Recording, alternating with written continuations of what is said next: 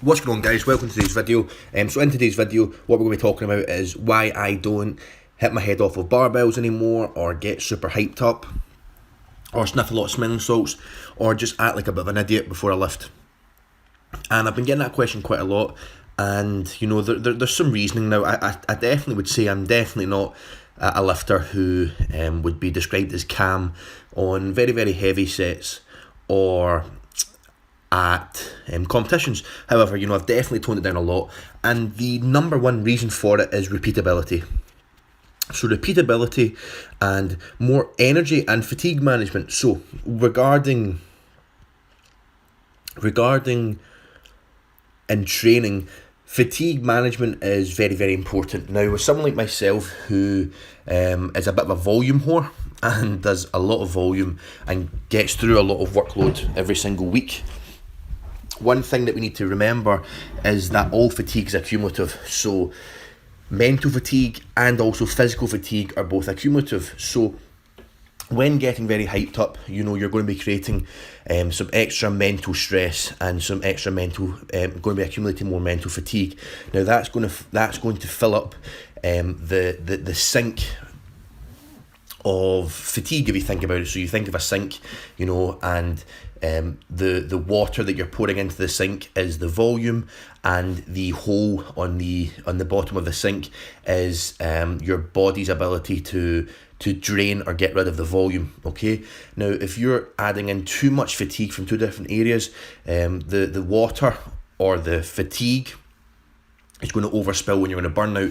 So the energy maintenance benefit from it is, you know, I feel that I'm able to get through a lot more workload and a lot more volume by not getting very mentally hyped and mentally fatigue, and kind of in creating mental fatigue from that, which allows me to do more workload, which is obviously the priority.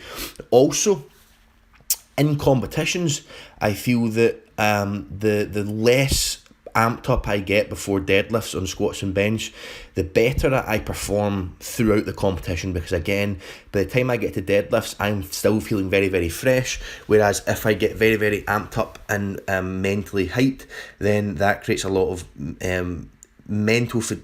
fatigue for the competition. So that's one factor. Another factor is repeatability. Again, you know, I am not going to be able to get hyped up and sniff smelling salts on every single rep of every single set of every single session of the entire cycle. It's just not repeatable.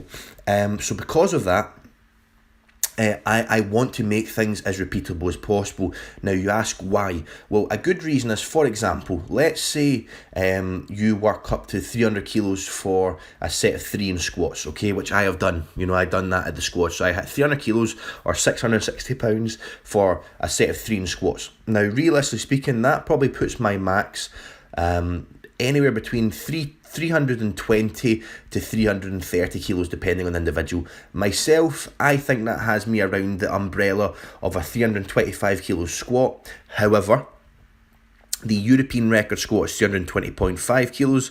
So you maybe will have an idea of what I'm going to try and do, and maybe tack on the little amount as possible to secure a European record squat at the Euros. Okay. However, that means that if I was to open with, say, 300 kilograms, well, if I was to open and try and not get hyped for that opener, because I don't want to get too hyped and create too much fatigue early on, well, that 300 kilos opener is going to move considerably slower than what it moved on the triple, because I am not as hyped up, if that makes sense. So then that means that will then start creating doubt and set the day off to a bad tone.